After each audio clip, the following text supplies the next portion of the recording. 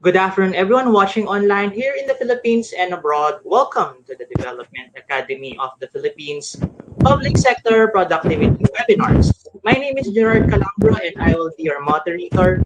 Let me introduce our co-moderator, Mr. Michael Angelo Sarabia. Good afternoon, Mike. Good afternoon, Sir Gerard, and to everyone watching from all over the Philippines. That's right. So we would like to give a shout out to the following participating agencies, namely the Regulatory Commission, the Don Mariano Marcos State University, the Commission on Higher Education. We also have participants from the Department of Education, Cebu Normal University, University of Antique, the Department of Trade and Industry. We also have the Professional Regulations Commission, the Department of Health, the Department of Energy, the Department of Science and Technology, the Department of Social Welfare and Development, the Provincial Government of Cavite, Tarlac Agricultural University. We also have the Nueva Ecija University of Science and Technology, and the Food and Drug Administration. Again, good afternoon to all of our viewers. So as the Center of Excellence on Public Sector Productivity, we believe that we play a vital role in nation building by helping accelerate the transformation of people and organizations. As an effort to stay relevant, this webinar series will serve as an avenue for promoting the latest topics of interest that may contribute to policy and program formulation. Our speaker is a project manager at the Development Academy of the Philippines. She is currently handling the capability building component of the Modernizing Government Regulations Program,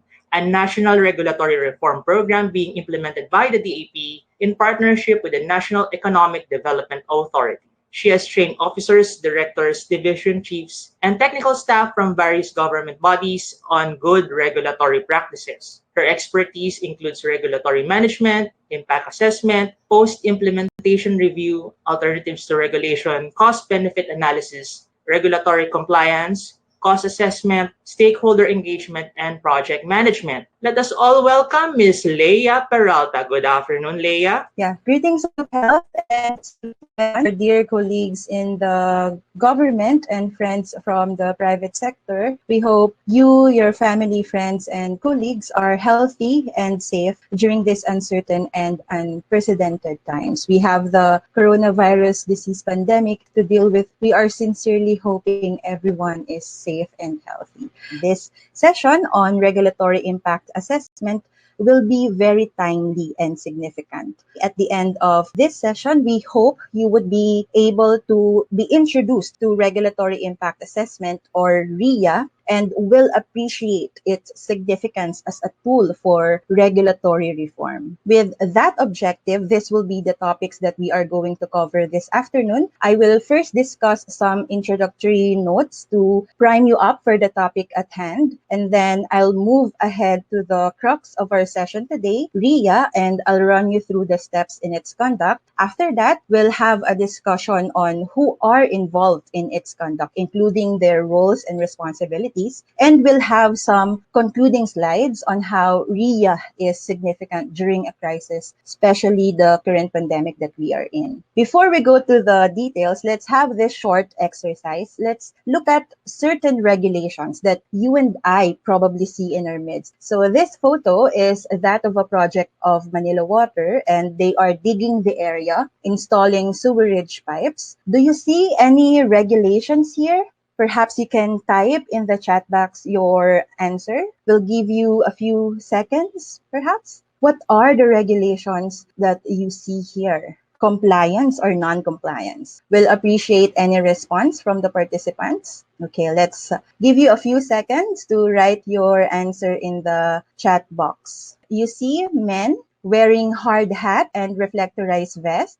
Okay, so those are regulations. These are safety precautions, which probably in the absence of regulation, do you believe they will do? These people, they are wearing personal protective equipment, and they may have probably been required to wear this. Probably in the absence of regulations, do you think they can do this? I see some answers that says no.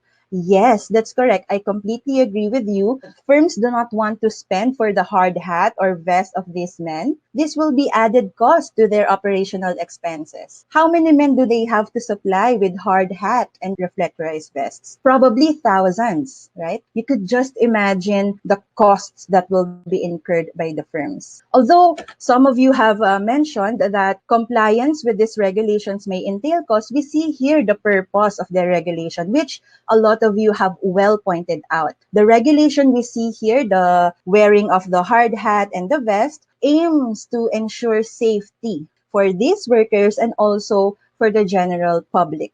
And I also see some responses that these men are actually gathering the soil and putting them in sacks. So why are they doing that? Can they just get the soil out and let it stay there? They are putting it in the sacks to make sure that the area is clear. Some of you have pointed out so that mud will not be everywhere in case of rain. Again, was it imposed on them? Most probably. And did they incur cost to comply with these requirements? Most definitely. You can also see the signage. A lot of you said that there are barriers here and the signage as well. Okay, I would like to pay particular attention in the signage. It says there, the project will bring better service. Thank you for your patience. The operator is there. There's a hotline. Is that something required of them? Yes, right? For what purpose? Most of you said that it's for public information or transparency.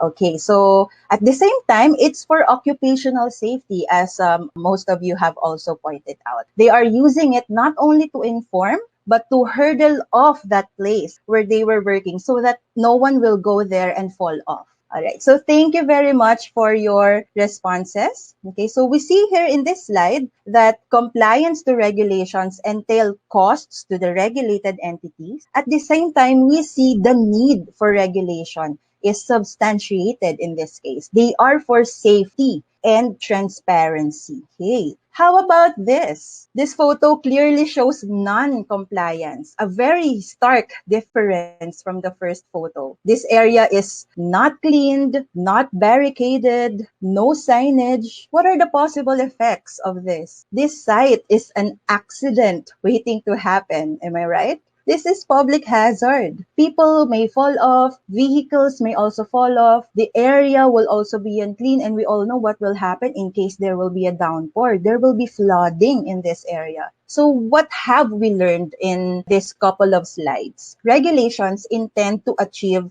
a particular outcome. In the pictures, we see regulations aim to ensure safety of the workers and the public, and second, transparency. However, we also see that compliance with regulations come with costs to the regulated entities. In this case, the water company. However, we also see that when regulated entities do not comply with the requirements of particular regulations, it is to the detriment of the public, as you can infer from this photo. In the slides later, we will see that regulations are sometimes needed, sometimes not needed. Unfortunately, to solve the problems we face more often than not, the default thinking of the government is to regulate. But is regulation the only answer to societal problems? How can we establish if a regulation is needed or not? That's our agenda today. We will be introduced to Riya as a tool that can aid governments in scrutinizing the need for regulation. Let's look at this quotation from the Organization for Economic Cooperation and Development, or as shortened, the OECD. For those who are not familiar with the OECD, it is an intergovernmental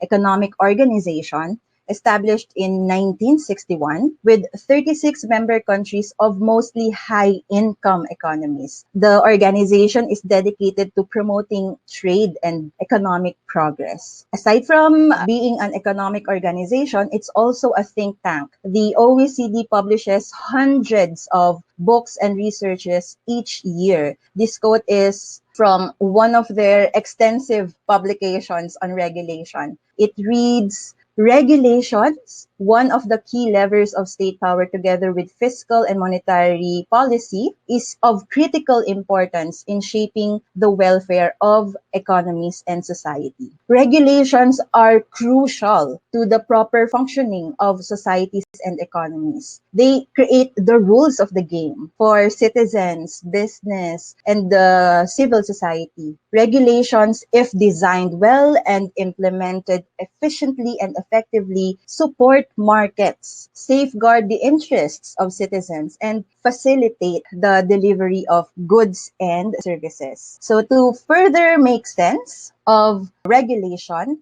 let's look at its definition.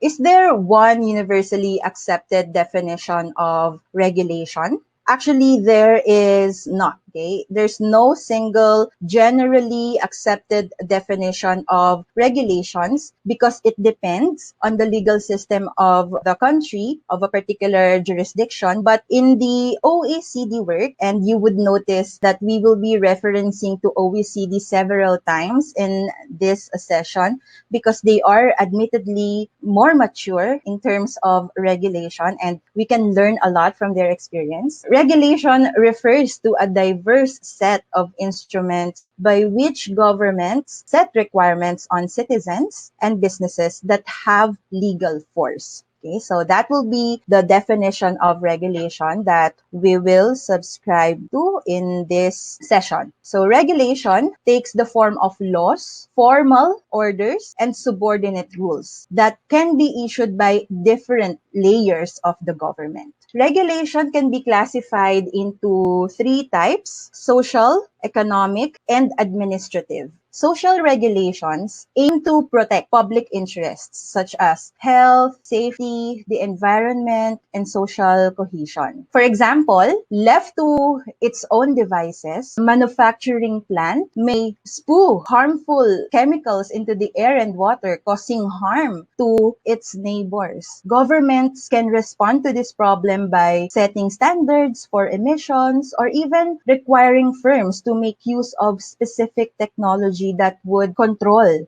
the emission. Economic regulations intervene directly in market decisions such as pricing, competition, market entry, or exit. So they aim to increase economic efficiency by correcting or preventing failure of the market by reducing barriers to competition and innovation, often through efficiency promoting regulation. For example, our taxi drivers and many professionals like lawyers, accountants, financial advisors, they must have licenses in order to do business. That's an example of an economic regulation on market entry. As for price control, for many years, airlines, trucking companies, and railroads were told what prices they could charge or at least not exceed. So those are examples of economic regulation. We have the third type here that we term administrative regulations. These refer to paperwork and formalities, so-called red tape, through which governments collect information. If designed well and implemented efficiently and effectively, administrative regulations can have substantial impact on private sector performance because it can eliminate those that are no longer needed and streamline and simplify those that are needed. These are the types of regulations. Next slide. Why do we regulate? Classically, the ambition of regulation is to influence the behavior of firms or individuals in order to solve a problem or prevent it from happening. Of course, for the benefit or interest of the public, which would include firms and citizens. Okay? Regulation should be oriented to serve the public interest, such as, among others, health and safety, fair and just income distribution, allocative efficiency, stabilization. So there may be two approaches that we can consider when we rationalize the need to introduce regulatory measures. First is the reactive approach. A reactive approach to regulation is based on responding to events after they have happened. Arguments to rationalize regulation come from the perception that there are market and regulatory failures. So what is market failure? It's an economic situation in which there is an inefficient distribution of goods and services in the market. Okay, so in market failure, the pursuit of self-interest by individuals or group of individuals does not lead to efficient and rational outcomes from a economic or societal point of view. The existence of a market failure is often the reason that governments intervene. So there are different sources of market failure.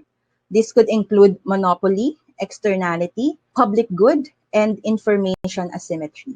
Let's briefly discuss these concepts. So a monopoly exists when there is absence of competitive pressure and one firm gains supreme market power. Some problems caused by monopoly include higher prices for consumers, less choice for consumers, less incentive on the part of the firm to innovate and cut costs. So to replicate a competitive environment and to avoid this monopolistic behavior, the government can intervene through regulation. Another source of market failure is externality. This occurs when there is a cost or benefit resulting from an economic transaction that is received by parties that are not directly involved in the transaction. So there can be two types of externality. You have positive externality and negative externality. Governments is concerned more on negative externality because when there is negative externality, there's an external cost imposed upon others who suffer involuntarily. They are not directly part of an economic transaction, but they suffer. An example of negative externality would be pollution by factories.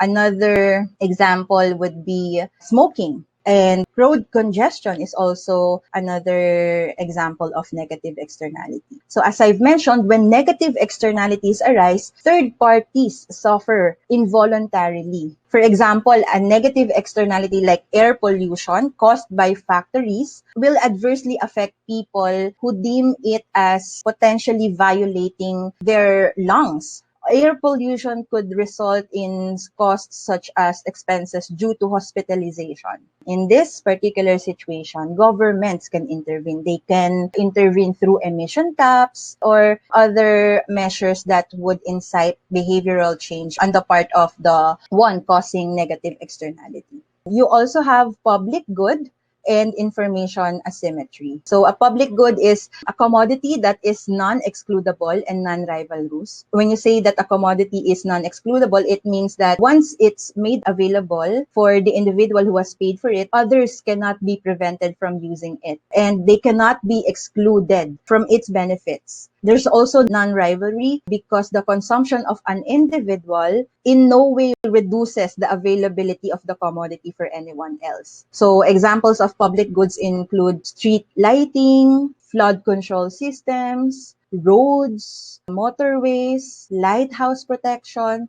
Because of the characteristic of public goods, which are non-excludable and non-rivalrous, individuals tend to behave as free riders. The producing firm or individual cannot exactly ask a price from users because users can access or consume it free of charge in any case. So in effect, there will be insufficient incentive for the firm to voluntarily produce the good. So this will lead to the under-provision of a good, the degradation and overutilization, which ultimately causes market failure. So government intervention through the direct provision of a public good is bound to happen. So usually the providers of public good is the government because the government can be remunerated through general taxation or another form of charge such as license fees. And then information asymmetry, this is another source of market failure in which imperfect information is present because when an economic transaction or economic agent possesses more or better information than the other party about the quality of the good or service, then it might result in market failure. For example, there are two individuals buying life insurance. One is a non-exercising smoker and the other one is someone who exercises and someone who does not smoke. However, by deliberately disclosing false information that this individual is non-exercising and a smoker, which of course has a higher risk of adverse events related to health, successfully outwits the system of insurance companies. So he could have the same premium, same coverage at lower premium, similar to that of the individual who is exercising and not smoking. So that scenario leads to information asymmetry. So the government can intervene in this situation. So as you may have known, the government allows certain information to be accessed by the insurance industry. In accordance with the Insurance Commission's regulation, our medical information is uploaded to a medical information database, which is accessible to insurance companies. That's how the government can intervene in that particular example.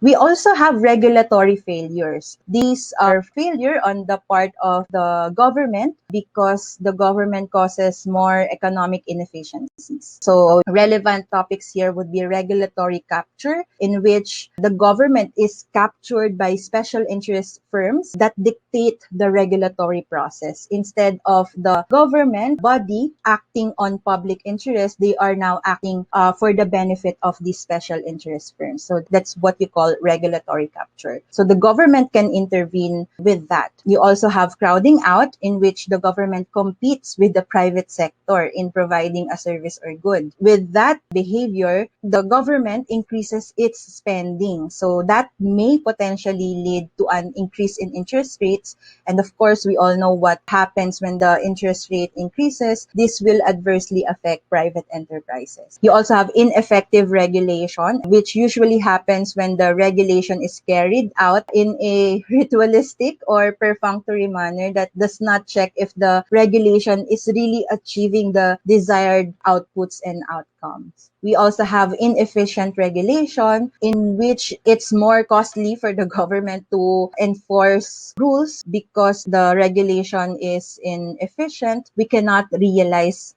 certain benefits. You also have enforcement failure. This happens when regulators do not exert effort to enforce the regulation. Sometimes we have regulations that are too old. We have regulations that are still not repealed, even though they're very old. Sometimes we have regulations that come from the Commonwealth era. So they have become too old for anyone to notice. So they are not being implemented and enforced anymore. For these failures, the government can intervene. So this is a reactive approach because you are responding to events such as market failure and regulatory failure. So this is a question to everyone. I point you to this slide. This is according to the OECD. This is how regulations are made. This is their primary observation in their member economies. Regulations were born as a reactionary measure rather than instruments arising from a coherent government strategy. So what this quotation wants to say is that regulations are developed as reactions to events that are usually problematic in nature rather than arising from a coherent government strategy. Do you agree with this? Is this how we develop regulations as well? May I have a show of yes or no's from our participants? Most of you said that you agree with this. Majority of you responded to the poll question that you agree with this statement. While this is an observation in OECD member economies, we can also observe this in our country. And I definitely agree with you. We usually develop regulations in this manner. For example, do you remember what happened in February of 2017 in Tanay Rizal, in which unfortunately 15 students were killed in a fatal bus accident during a field trip? Do you remember the first action from the government? The Commission on Higher Education issued a moratorium on field trips. And then after a few months, they lifted the moratorium because experiential education through off-campus trips is indeed beneficial. There is no question to that. But after a few months, CHED went on to issue a more stringent regulation on off-campus activities. They issued an amended regulation on holding off-campus activities where they have stricter guidelines. in doing these activities. So that's an example of a regulation that is developed as a reaction to a problem or an issue that has happened. While regulating as a reactionary measure is not wrong, okay, it's not wrong at all. There's a smarter approach, which is, of course, not to wait for problems to arise before taking action. I shall discuss this approach to regulation that is more proactive or developmental in its stimulus. A proactive approach to regulation focuses on eliminating problems before they have a chance to appear. So regulations are used as instruments arising from a government strategy. Government can introduce regulatory measures to promote innovation. Sometimes we have standards for product performance. It creates pressure for firms to innovate, to improve and upgrade their technologies. That's an example of a proactive approach for regulation. Other relevant areas would be to promote inclusive growth and opportunity, for health and environmental safety, and for business continuity and recovery. There you have it. These are two approaches in regulation. Okay, so you can rationalize your regulation by looking at problems that certain industries or your regulated entities have, or you can look at it in a perspective that there may be some problems that may occur in the future, so we should act on it now. Those are ways to rationalize the introduction of regulation. So yes, we recognize that regulations are useful. No one questions that in protecting and advancing public interests. However, there is an actual danger, especially in these times of rapidly changing socioeconomic landscape, that regulations can actually impede the attainment of the very socioeconomic benefit for which they are intended. Let's look at this quotation from the same publication of the OECD. Okay, it says, poor quality regulation increases compliance costs for business and other groups, leads to unnecessary complexity, and reduces the ability of the government to achieve its objective. Do we agree with this? Or you can chat if you agree or disagree with this. Yes, you agree with this. Okay, thank you very much for your responses. And I agree with all of you. Definitely, we have several regulations that have become, unfortunately, very costly to implement. Costly not only on the part of the regulated entities, but also on the part of regulating authorities. We have several problematic regulations. We have regulations that have become obstacles in furthering innovation. We have regulations that have created unnecessary barriers to doing business. We also have regulations that are duplications required by regulation authorities in different layers of the government. We also have problematic regulations that are unfortunately products of self-interested actions. And of course, we have regulations that are not well designed to achieve their intended policy goals. Okay, a question to our participants. Okay, we'll give you 10 seconds to click on your answer. Okay, so out of 190 countries, in what range does the Philippines ranking fall in the World Bank's 2020 Ease of Doing Business Index? I believe some of you will be very familiar with this. What is the range of the country's ranking in the Ease of Doing Business Index? Okay, let me see the results. In the latest ranking, the Philippines ranks 95th out of 190 economies. The answer here would be letter B. The Philippines is currently ranked 95th out of 190 economies in the latest EODB ranking. So the Ease of Doing Business ranking is a good gauge on how we are doing in terms of regulation. A higher ranking indicates better, usually simpler regulations for businesses. As you can see in this graph, we are lagging behind Singapore, Malaysia, Thailand, Brunei, Vietnam, and Indonesia. Not far behind us are Cambodia, Lao PDR, Myanmar, and Timor-Leste. While we are definitely improving in reforming our regulatory environment for businesses, our neighboring countries are also moving at a fast rate.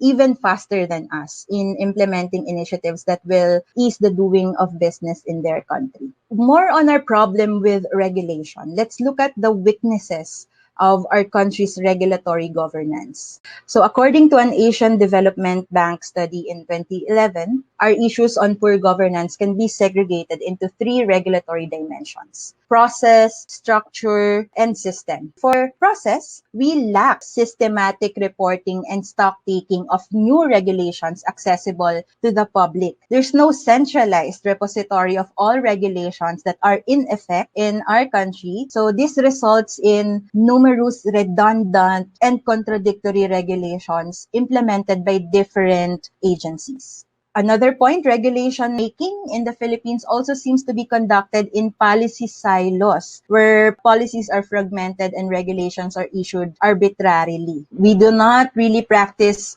horizontal governance, and our internal coordination, especially when we make regulations, is not strong because we are operating in silos. We need to look at it in a wider perspective.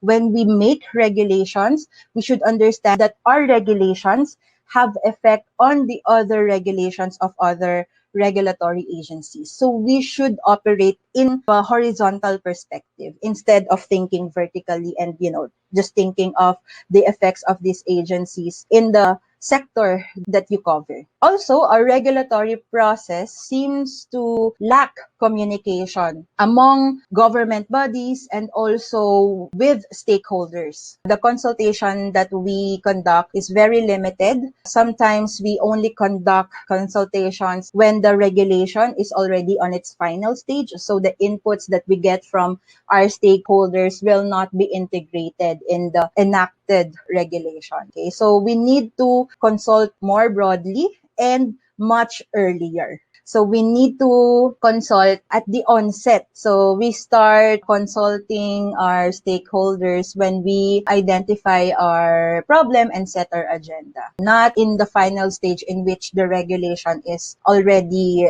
in its final form more often than not. So let's look at the structure. As a result of decentralization that yielded local government units with regulatory functions, our regulatory structure features numerous subnational regulations. Sometimes these regulations are in conflict with national regulations. Another point, although there seems to be regulatory indiscipline rooting from the overlap of regulatory functions and interests between national government agencies. So major regulations that are in the purview of the national government, sometimes there is an overlap in functions and interests. So that results in indiscipline, evident in some stern, outmoded, or ungrounded regulations. Let's look at our problem in the system. So our regulatory system also tolerates regulations that are obstructive of our goal to promote competition and improve our competitiveness. Okay, so this inconsistency can be partly traced from the lack of systematic consideration of the regulation's impact to the consumers and businesses. So these are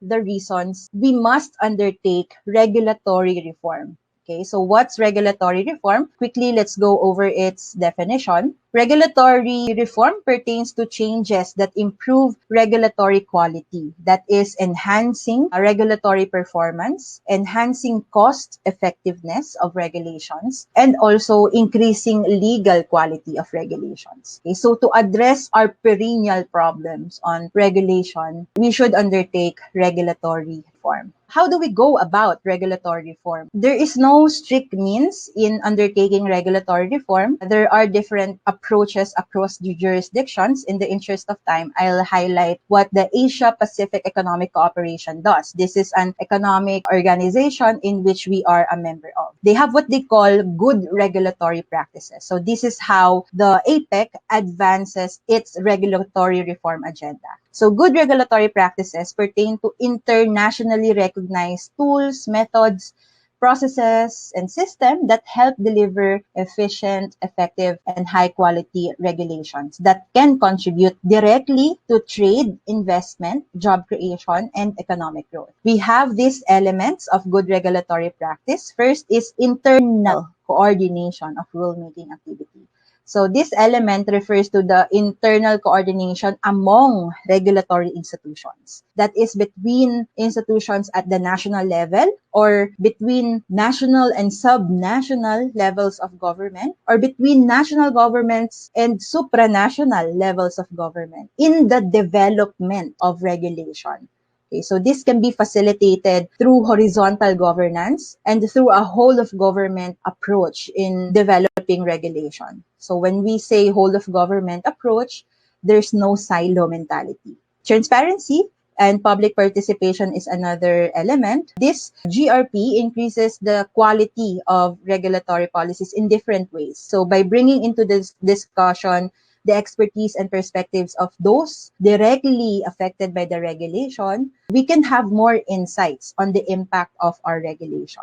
This can also help in fostering interaction between regulators from various layers of the government. Riya is another GRP. This is a tool that helps government make better decisions based on information and empirical analysis about the potential consequences of government action. And then you have international regulatory cooperation. This intends for regulators to work together with their overseas equivalents to lower cross-border barriers. You can have more formal cooperation, or it can also be an informal type of cooperation. You also have extended policy of good regulatory practices, which is basically exploring the possibility of employing supporting tools to strengthen the implementation of these 4 GRPs that we have just discussed. This can include single online location for regulatory information, which would support the good regulatory practice on transparency and public participation. Another extended policy option is prospective evaluation of existing regulations that would strengthen the practice of RIA. So basically, this last GRP are tools that help strengthen the other GRPs. So that's how APEC advances its regulatory reform agenda. In the Association of Southeast Asian Nations, they have what they call good regulatory principles. And this is how the organization encourages or advances its regulatory reform objectives. As you can see, there is similarity in APEC's good regulatory practices. So while they may have different articulation, they basically espouse similar practices and principles, such as, among others, RIA, to analyze the costs and benefits of regulation and, of course, the associated risks. Another would be coordination among regulators for consistency, stakeholder engagement in the regulatory process, and international regulatory cooperation. Let's move on to the crux of our session today, which is RIA. Let's talk about it. What is it? But before we do that, I would like to just ask the group, is anyone familiar with it? Let me see. Almost all of you have not attended any seminar yet. Okay, so I hope that you can benefit immediately from this session. While this session only provides introductory discussion or presentation, we hope that you can gain something from this. The conduct of RIA on regulation has become mandatory through the Republic Act 11032, or the Ease of Doing Business and Efficient Government Service Delivery Act of 2018. Section 5 of the law mandates that all proposed regulations of government agencies shall undergo RIA to establish if the proposed regulation does not add undue regulatory burden and cost to government agencies and the applicants or requesting parties. So this has become requirement for all regulators in the Philippines before you can introduce a new regulation. So this session is really timely because it will somehow prepare you when the implementation of this has become wide. Okay. So a brief history of RIA. Okay, so RIA has been widely accepted, adopted, and practiced by organizations such as the OECD and countries like the US, Australia, Malaysia, South Korea, which have already reaped many benefits from the practice for its people. So as early as 1966, preliminary forms of RIA surfaced in Denmark when assessments of economic and administrative impacts of regulation were undertaken, The US included cost-benefit analysis in inflation impact analysis in the 1970s, and Finland, Canada followed towards the end of that decade. Then Germany, Australia, Netherlands, and the United Kingdom adopted Riya in the mid-1980s. We are late in the adoption of this methodology, but better late than never. So what's Riya? It's a tool used to help develop regulation by assessing the likely impact of regulations and by presenting the associated risks of a proposal that might have an impact on the public, private, or civil society organizations, the environment, and the wider society over the long term. Because it is a tool, for you to employ that tool, you follow a process. So what makes RIA a formidable force in regulatory reform is that it is a comparative evidence-based process to help in justifying government intervention. So why does it have a comparative process? Once you go through RIA, you weigh up various options to attain an objective aside from the regulatory proposal that you have. And you evaluate the impacts of these options through a consistent approach. The aim of RIA is to ensure that better policy options are chosen by establishing a systematic and consistent framework for assessing the impact of these options. So why does it have an evidence-based process? RIA is usually used ex ante. So that means before you implement a regulation, you analyze it first. Your analysis should be grounded on evidence because you're doing the analysis before you implement a regulation. You are basically predicting its benefits and costs. So your regulation then should be supported by evidence. Right? Not by whims, not by anecdotes, not by self-interested actions. I do have to make a footnote here that RIA can also be used ex dur or ex post, which means during and after implementation of the regulation, you evaluate it. RIA can be performed ex ante, ex dur, and ex post. Traditionally used ex ante, which means RIA is carried out before a regulation is implemented, but it can also be used ex dur or during the implementation, or ex post or after the implementation. So different jurisdictions have different approaches. In the OECD, RIA is usually used ex ante. For ex post evaluation of regulation, they call it post-implementation review or post-legal scrutiny. In the APEC and the ASEAN, RIA can refer to ex ante and ex post evaluation. But as I have emphasized, RIA is best used ex ante before you implement a regulation. So what are the importance of RIA? First, it helps ensure the quality of new regulations. Since you are checking the costs and benefits of a proposed regulation versus other options, it can give you insight which option is superior and is more efficient and effective to address a problem and attain a governmental objective. RIA is also incorporated with a consultation process. So RIA can aid in transforming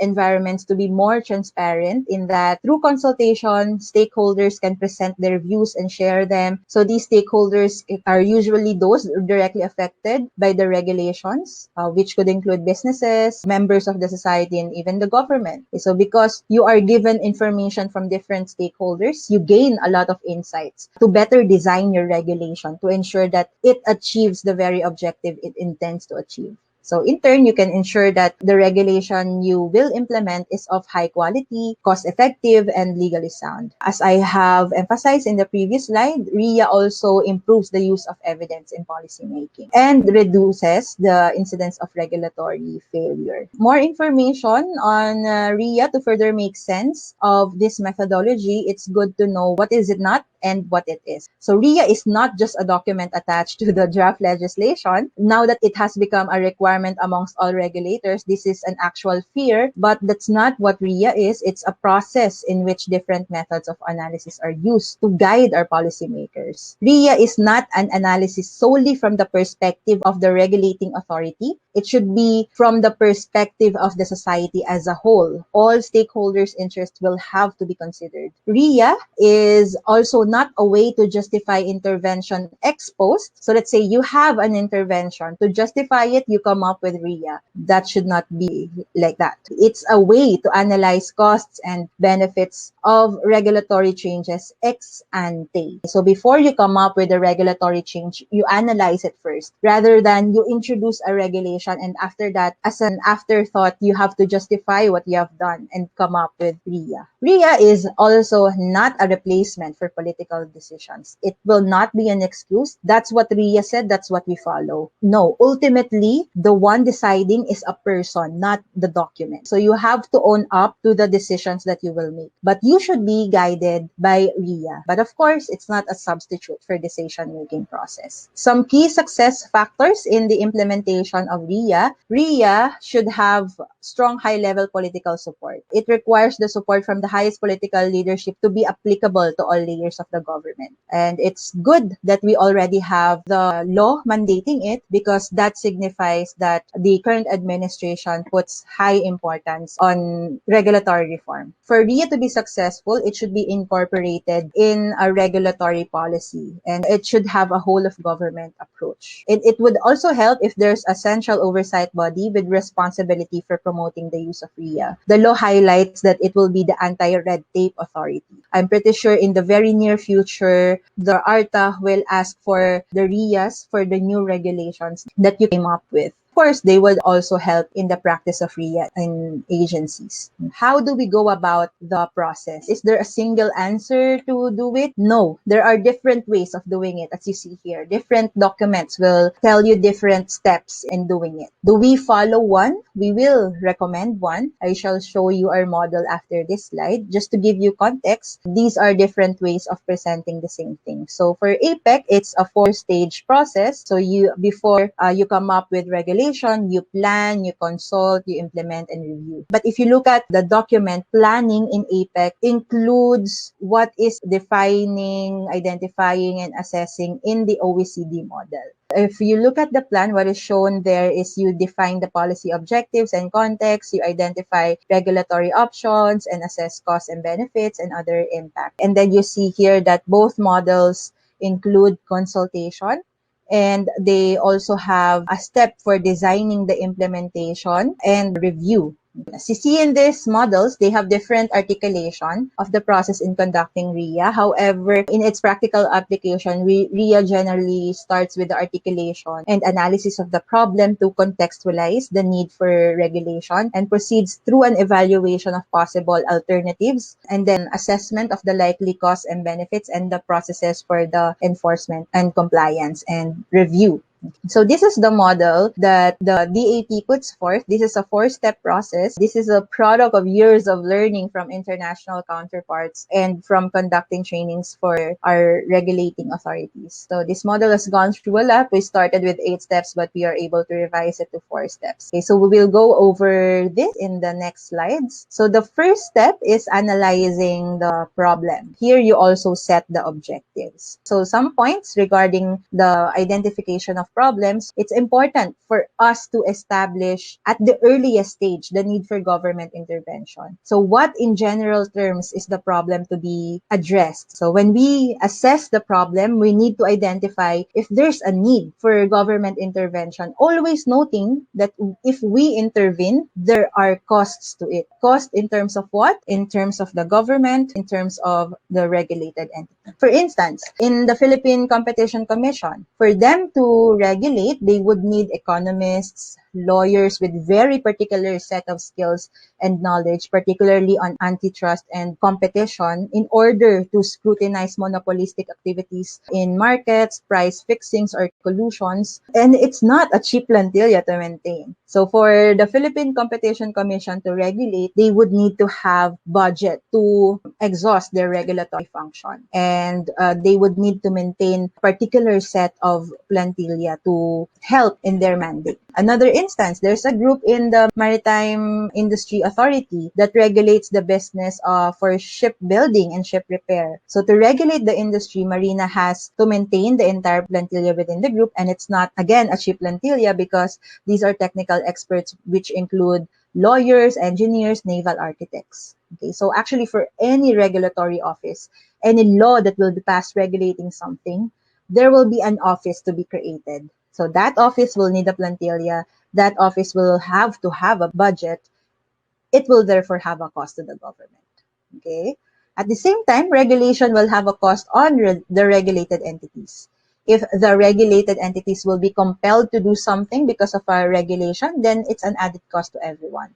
An example, every one of us needs to undergo an emission test before registering our vehicle. That's an added cost to everyone who has a car. Okay? And actually, that's an added cost to the regulator as well because they would have to make sure everyone is compliant with the regulation. So bottom line, there will be costs to regulation. What are the problems that we usually address or prevent? Economic efficiency problems or market failures or equity problems. So we have briefly discussed some manifestations or sources of market failure. I would like to focus on problems on equity. Okay? So usually this is about affordability. It may happen that some of the consumers do not have the capacity to pay for a service that they need, let's say water. What good government could do is to structure the tariff in such a way that those who cannot afford it will be cross-subsidized from amongst the paying consumers. Or the government itself provides the good or service to them. So there you have it. You're looking at market failure problems like monopoly, information asymmetry, public good or externality, or government failure, or equity problems. This part of the Riya process is extremely important. I could not stress that enough. In my opinion, this is the most important step in Riya. To design effective and efficient solutions to a problem, it is essential that the problem is clearly and accurately identified. If the underlying problem is not properly identified, the entire policy development process is likely to be misdirected right from the outset. So for instance, if the problem hasn't been analyzed thoroughly, the policy objectives may be misdirected with the result that effective low-cost policy options will be overlooked. Consequently, the recommended policy response may not be effective, and in such cases, the problem may persist even after the policy is introduced. I could not stress enough how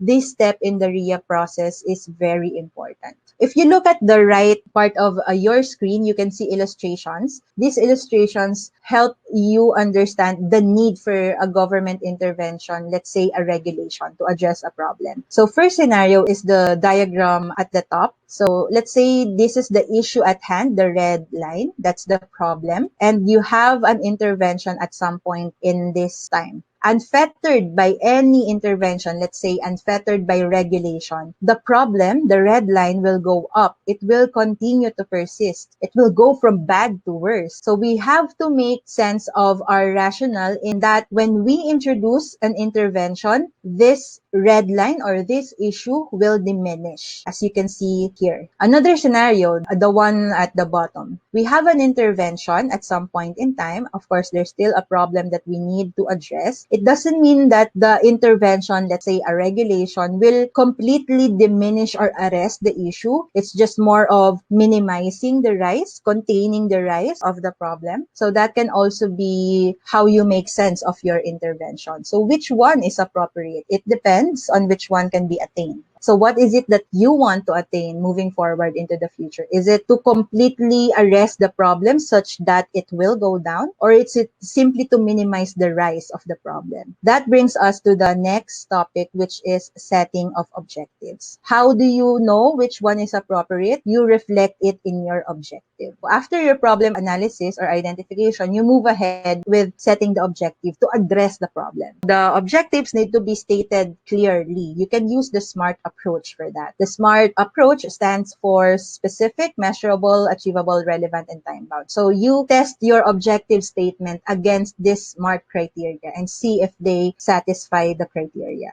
For specific, your objectives should be precise and concrete enough not to be open to varying interpretations by different people.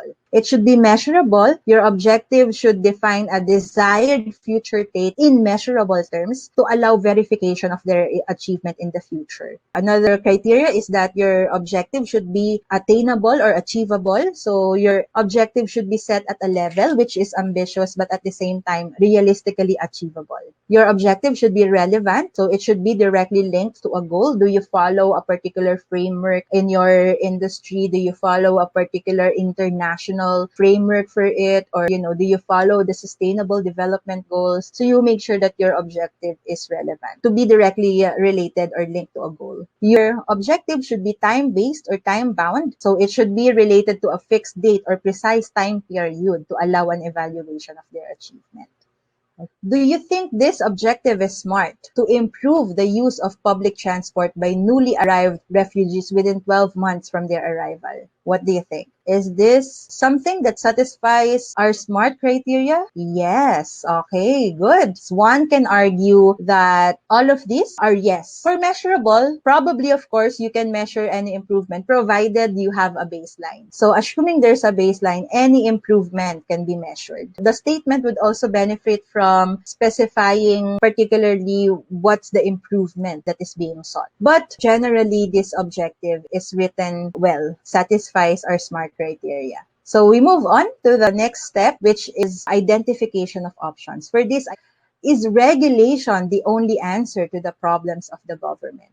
So what do you think? Is regulation the only answer to the problems of the government? I'm very happy with the result. Regulations are not the default and only solution to the problems the government faces. So after identifying the problem, establishing the need for intervention, specifying the objectives, you go now to identifying options. So what can be done? We look at the slide. So there is a spectrum of tools that is available from regulatory to non-regulatory. You should also consider non-regulatory options in attaining particular objectives, and also perhaps a combination of regulatory or non-regulatory instruments. The recommended policy has to be superior to the other options that you have identified. Yes, you have a preferred option, which is the regulation that you're proposing. Riya facilitates the exploration of other possible tools. Actually, in many governments, the first option in their analysis is to do nothing. So in any Riya documents that you will see, do nothing is always an option. Is there a need for government intervention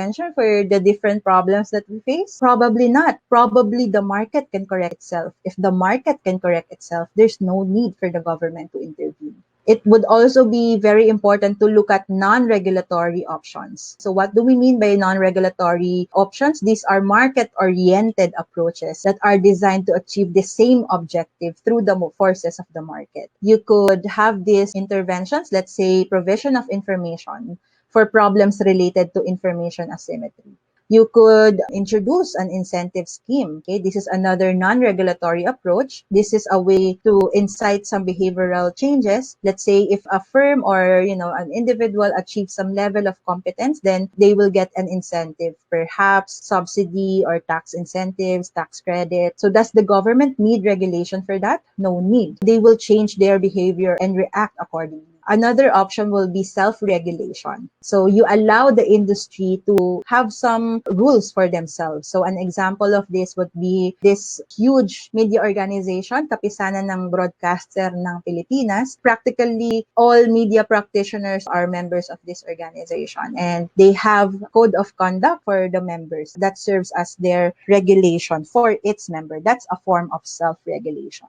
You could also explore co-regulation. So in this approach, the regulatory role is shared between the government and the industries that they regulate. So this is usually carried out through collaboration in the development and enforcement of codes and standards. And then you have the command and control approach, which are the regulations that we usually introduce or implement. Here, the government requires stakeholders to comply by law in order to attain a certain objective. Okay, so I hope with this slide, somehow you can reframe the mindset that we have that regulation is always the key to solving problems.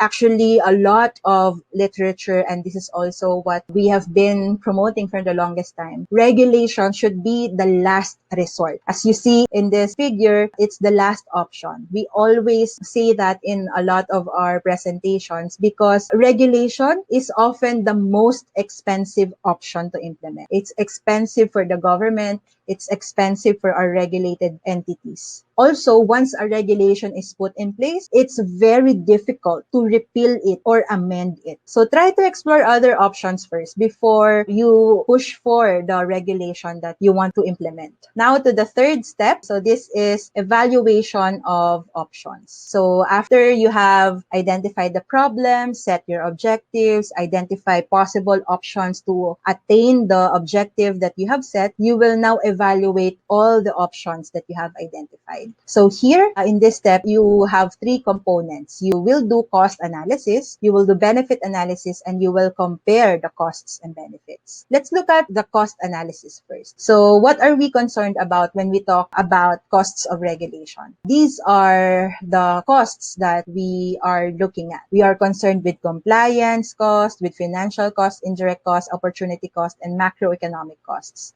Identifying all of these costs will be extremely arduous. It will be very difficult. So RIAs in most jurisdictions, and what we also promote, is to focus on the direct costs of regulation, which, as you can see here, would be compliance costs. So what are compliance costs? These are costs incurred by the regulated entity to comply with the requirements of the regulation, as well as the costs incurred by the regulating authority for the administration and enforcement of the regulation. So compliance costs have three classifications. This slide will give you more detail on that: administrative burden, substantive compliance costs, and administration and enforcement costs. Okay, we define each one of these. So you have the costs borne by the regulated entity. So this would be administrative burden and substantive compliance. So we look at administrative burden first. So these are costs of complying with information obligation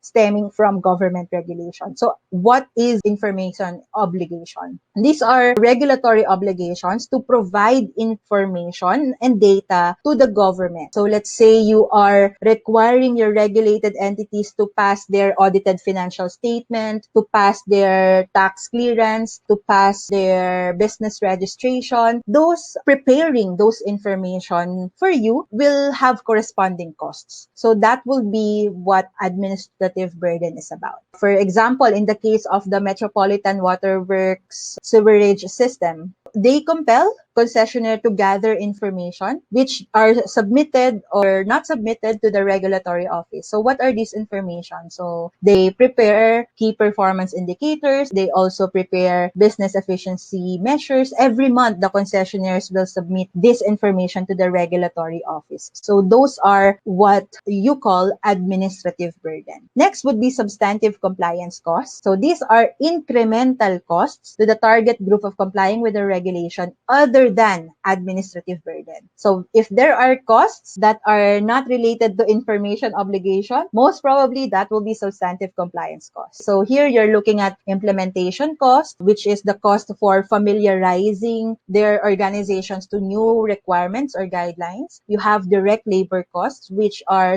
cost of staff time devoted to complying with regulation. You have overhead costs, which are fixed costs like cost of rent, utilities, office equipment, and other inputs used by the firm engaged in regulatory compliance activities. You also have equipment costs. These are costs incurred in the purchase of capital equipment like machinery or software that regulations require. Okay. You also have materials costs, which are costs incurred in the demand for new material inputs necessary for complying with regulations or adhering to standards. And you have external services costs, which are costs incurred due to the acquisition of services from external providers that provide assistance to regulated entities. So while you're looking at the cost of regulated entities, you're also looking at the cost in terms of the cost of regulating authorities. You look at administration and enforcement costs. So these are costs incurred by the government in administering and enforcing regulatory requirements.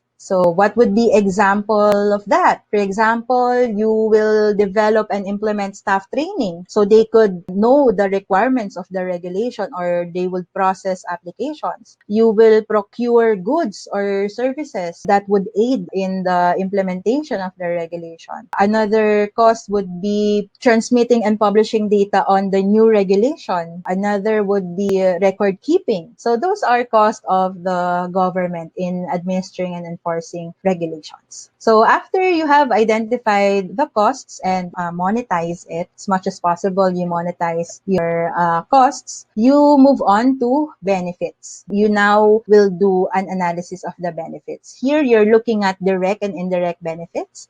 So direct benefits are directly related to the policy or intervention. Okay, these are first round effects of the regulation. Again, these are relevant benefits that arise from the decision at hand. They are directly attributable to the policy or intervention. You also have indirect benefits, which are second round effects, but if they are significant, you need to reflect them in your analysis. You also need to identify the frequency of your benefits. Are they one-off or recurring? So one-off, as the term suggests, would be benefits that would relate in the implementation of the measure will be accrued only at a certain period of time, and it will not repeat. So recurring benefits, those are the benefits that will recur while the policy measure remains in force. Somehow you need to monetize these benefits. So there are valuation techniques to put monetary values to identified benefits. Of course, we can talk about that in another time.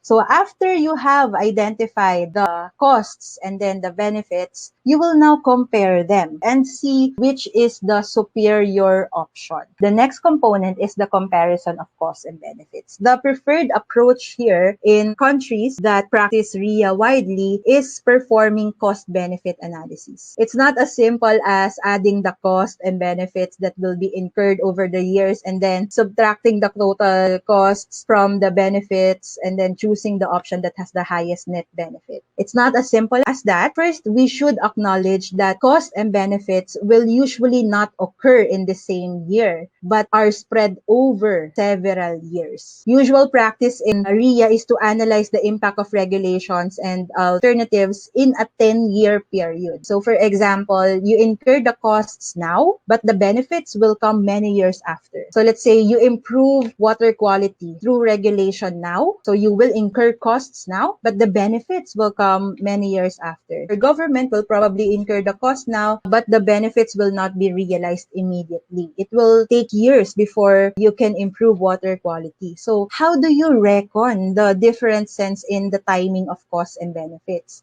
We do what is referred to as discounting. So what's discounting? Discounting allows for the systematic comparison of costs and benefits that occur in different time periods. So the need for discounting arises because the value of a peso paid or received today is greater than the value of a peso paid or received at some time in the future. So again, discounting will allow you to adjust the values of the benefits and costs occurring at different times by a given percentage rate to make them directly comparable by the measure of the value of today's currency. So it's necessary to apply discounting to enable costs and benefits to be compared on an equivalent basis. So we could compare apples with apples. So if it's 1 million 10 years from now, what's that 1 million in the present? What's the result of doing discounting? It's net present value or annualized value. It has a formula for those who are not very keen on math. It might be daunting, but Excel provides you a formula for it. You just need to populate the cell. And also the DAP has developed an online calculator that is made available to all our regulators. The options will be subjected to cost-benefit analysis by discounting the costs and benefits so you can know what's the net present value or the annualized value. This is the preferred approach because our decision makers only look at one number to know what is the superior option. In cost-benefit analysis, the option that has the highest net present value or annualized value is the superior option. So imagine if we provide that information to decision maker, they will not be daunted in reading our analysis, reading this thick of a document. They will just look at the number and then they will know what is the superior option. So that's why cost-benefit analysis is the more preferred approach in comparing costs and benefits or evaluating options. So, of course, there are other evaluation approaches, but as I've mentioned, this one is the recommended approach, right? So, after you have identified the net present value or the AV and you have compared them, you have identified now the superior option, you will now move on to the last step, which is planning for the implementation, monitoring, and evaluation of your option. Here, you're planning for the enforcement and compliance. Planning for implementation is very important because if we do not implement the recommended option very well, all that you worked so hard for in the previous stages will be wasted. And even when you introduce the policy, the problem may still persist. So we need to put importance on thinking and designing. So how we are going to implement a recommended option. So this one, it's not implementation, monitoring, and evaluation per se. It's more of designing these activities, planning for these activities. So enforcement and compliance are core concerns for any regulators because regulations that are not effectively implemented will rarely achieve its objective or socio-economic goals. We often hear it said that in the Philippines, we do not lack good plans, programs, policies, and laws, but our problem lies in the enforcement and implementation. We have good laws and regulations, but our implementation is always the area where well-written laws or regulations go down the drain. Very important that you design and you pay particular attention to planning for the implementation so that you will meet your objective, you will not impose unnecessary costs, and you will have high compliance rate. If you have good enforcement plan, you will most probably have high compliance rate, and with high compliance rate, it would mean you can attain the objectives that you have set. So these are some guide questions that could help with your planning for implementation. So you also pay particular attention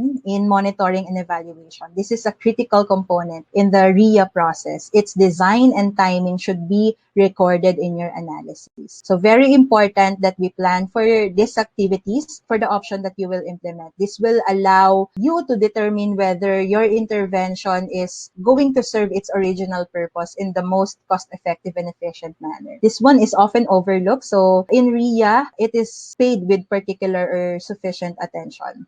Through monitoring and evaluation, you can actually record good enforcement and administration practices or points for improvement. So very important that you design the monitoring and evaluation even before you implement. So these are some impact that you may want to consider when you do monitoring and evaluation. You look at economic impacts such as a competition, operational and business unfolding costs, public budget. You also look at social impacts such as employment, standards and rights related to workplace, social inclusion, gender equality. You can also look at environmental impacts such as climate, air quality, biodiversity, water quality, and etc. So these are guide questions that can help you. So I would like to emphasize the concept of sunset clause. Does anyone know what this concept is about? So usually this is basically a date where your option will cease to be effective. Simply put, an expiration date to the option that you will implement. So we need to think whether we could have a sunset clause, right? So that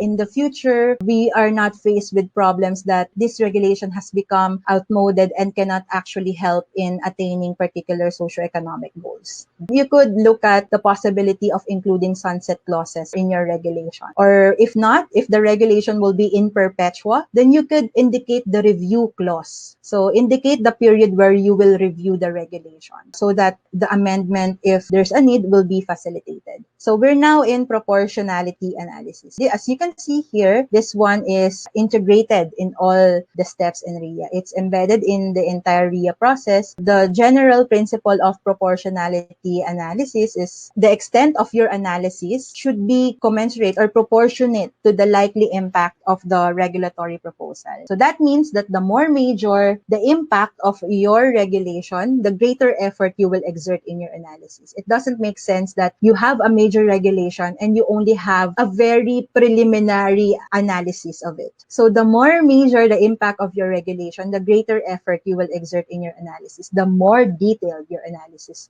should be.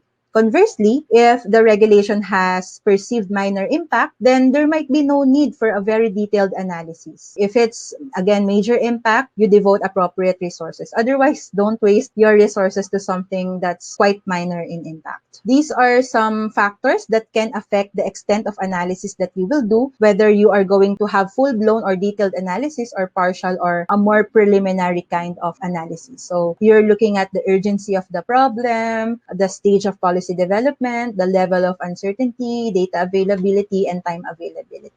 And then we move on to this, okay, consultations. In this model, consultations are embedded in the entire Riya process, perhaps different intensity per stage, but very important to be done at the earliest stage. So you can have perhaps informal consultations in the early stages of the process, and then you can have formal consultations once the parameters of the proposals have already been concretized. It's high time for us to recognize the importance of our stakeholders in regulation making. We should allow them to participate in our regulation making process. So this is the definition of consultation. It's a structured public engagement which involves seeking, receiving, analyzing, and responding to feedback from stakeholders. So it refers to processes through which governments seek the views of individuals or groups on policies, regulations, programs, or services that affect them directly or in which they have a significant interest. Consultation increases the level of transparency and it helps improve regulatory quality by leveraging on the expertise, perspectives, and ideas for alternative actions of those directly affected. So our stakeholders have the experience and expertise. We need to recognize that. There are instances that sometimes they have more expertise than us, such as in technology-related goods or services. So we should tap their expertise and experience in developing regulations. We can be supplemented with better information if we tap them.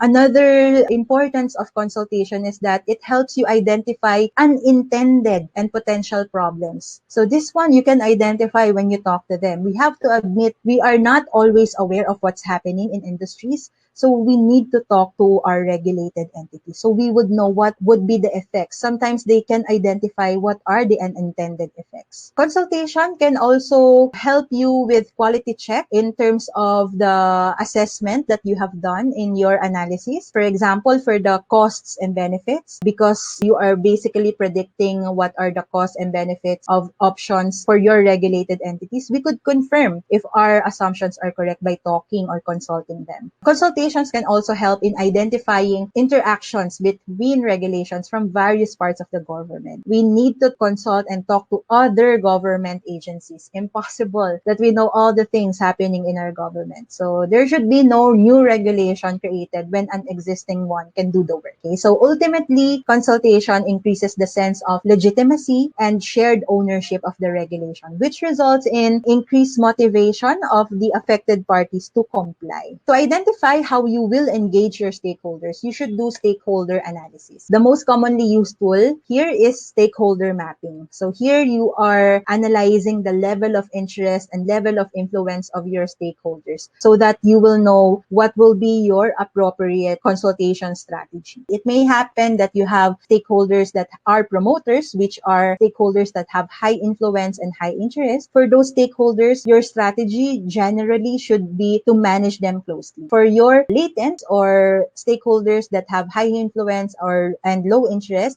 you should keep them satisfied. For your apathetics, not pathetics, you should monitor them. And for your defenders, you should keep them informed. That's it for the steps in Riya. We're nearing the conclusion of this presentation. So what are the roles and responsibilities in conducting Riya? The technical team and the management team. The technical team consists of members that are cross-functional in nature. These would be individuals with different backgrounds and skills, and including those people representing different aspects of the RIA program. So you have people from your planning, from your frontline, from your legal, from your administration or services. Your RIA technical team is basically the main policy maker that would work on the design of the RIA process. They would assess the resources in terms of existing capacities to undertake RIA. They will be the ones to undertake the analysis themselves, and they will be the ones to coordinate with other units for alignment and harmonization. You also have the management team. This is the steering group consisting of specific people in the top management who have experience in drafting law or regulations. What they should do would be to oversee the RIA process, to support the work of the technical team, and to assess and ensure the consistency and credibility and quality of the analysis. We move on to this. So now I just want to contextualize the need to assess regulations during the COVID-19 pandemic. Resolving health crisis and the ensuing economic and social predicament involves regulatory decisions at nearly every stage and nearly every area. So regulation affects the availability of tools and products to identify and fight the disease, such as tests and devices. Regulation frames the ability of, public utilities to maintain critical services, of food to be produced and delivered, of essential services to continue functioning, even in a lockdown situation where much of both the private and the public sector are not functioning normally. So the current situation makes the need for trusted, evidence-based and internationally coordinated and well-enforced regulation. Without it, potential consequences, which could include the collapse of healthcare facilities and, major loss of lives, will be avoided. So regulatory issues are at the heart of economic and social recovery, as well as, better preparedness for future crisis if we're going to talk about beyond the immediate crisis response. During a crisis, when time is of the essence, it becomes hard to anticipate, analyze, and thoroughly discuss impacts of regulation designed to deal with urgent issues. This, however, does not mean that these emergency regulations should be adopted without scrutiny. It does not mean that regulations receive carte blanche treatment or there would be no scrutiny that will be done or an analysis that will be done. You should still scrutinize the impact of the emergency regulations that you will put in place to cope with the consequences of the pandemic. So in this case, since crisis comes into a factor, the analysis that you will do is rapid assessment. Okay? So you could do RIA, albeit a rapid one. So this is what we recommend. Okay, so whether in a crisis or not, RIA is important. So we understand that time is of the essence and we need to issue in policies to cope with the consequences of the pandemic. So what you can do prior to the implementation of your emergency regulation is to do a rapid assessment, an ex-ante rapid RIA. So here you don't need to be too detailed in your analysis. A preliminary analysis will suffice. So to ensure that they do not receive carte blanche treatment, you should do a rapid RIA. Here, it's very important that you include sunset clause because crisis is not going to be in perpetua. Okay? There will be an end to this crisis. So any emergency regulations that is a response to the crisis should have a sunset clause. And of course, obligatory review clause. Very important that we do this so that post-implementation, we can know if the emergency regulations that we adopted in haste is effective or performing.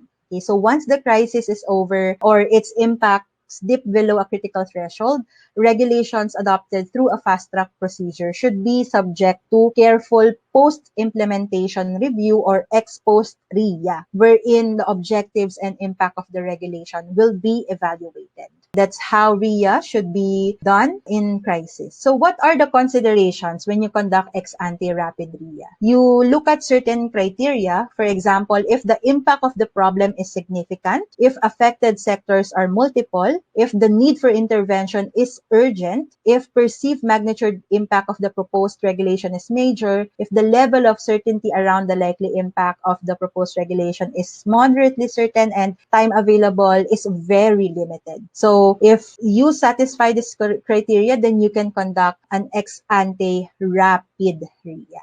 I will conclude this presentation with this quotation. Okay, so RIA's most important contribution to the quality of decisions is not the precision of the calculations. That's not what we are after, but the action, the very action of analyzing and questioning, understanding real-world impacts, and exploring assumptions will be the more important contribution of RIA. So RIA can legitimize your regulation because it can prove the use of evidence, can reduce the possibility of regulatory failure because it gives you better and timely insight on the consequences. It can aid in transforming environments to be more simplified and transparent. And it can enhance the effectiveness of public administration by encouraging harmonization of regulatory activities. So with that, I end my presentation. Thank you for attending the session, and we hope that you gain a lot of insights from this presentation. So if you are interested to attend our activities, you can contact our office at email address mgr@dap.edu.ph.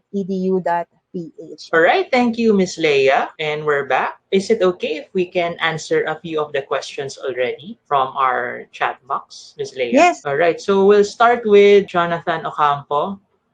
He is asking, do you think our country has improved in the Ease of Doing Business Act? Yes, definitely our country has improved. In the latest ranking, we jumped 20 plus places in the latest ranking. So definitely we are improving, but what we need to focus is the fastness of the reforms that we implement, that we will not be left behind. We need to produce reforms at a much faster rate. But definitely we are improving in terms of ease of doing business because our ranking is higher this year. We jumped 20 places. All right. So, Mike, can you give us the second question? Another question from John Patrick Ohano. So he was asking a specific question about the meaning of regulatory capture. Yeah. Regulatory capture happens when particular firms dictate the regulatory process of regulatory agencies. So you literally is captured by that firm, and that firm controls the regulatory process. So instead of the agency acting for the benefit of the public, the agency has been captured and is now acting for the benefit of that particular firm. So we need to avoid that kind of scenario because, of course, the result will only be beneficial to certain parties. And we need to understand that regulation should target public interest, not particular interests of certain groups. Okay? All right. So we have another question from Filipina Ilagan. She is asking, can you give us an example of positive externality? Yeah. Okay. An example of positive externality is vaccine. Okay. So remember the definition of externality. Externality. These are costs or benefits for parties that are not involved in an economic transaction. For example, I get myself vaccinated. Other parties can also benefit from the action that I made. For my family members, my friends will not contract any disease because I'm already vaccinated. So that's an example of a positive externality. Yeah, And sure. we have another question from Ramel Octavius Nuestro. So is enforcement failure of regulations a major non-conformity? Yes, if we fail to enforce our regulation, that's a form of regulatory failure. That's a failure on the part of the government. Why is the regulation put in place when it's not going to be enforced anymore? So if there's failure for enforcement, perhaps it is time to review that regulation, either by you can review it with possible actions of amending it or repealing it. Okay, so if there's enforcement failure, you need to think if the regulation is really needed. Perhaps we can answer this question. How do we mitigate poor quality regulations? You have a lot of tools available that would help increase the quality of regulation. One of the tools that you can do is RIA.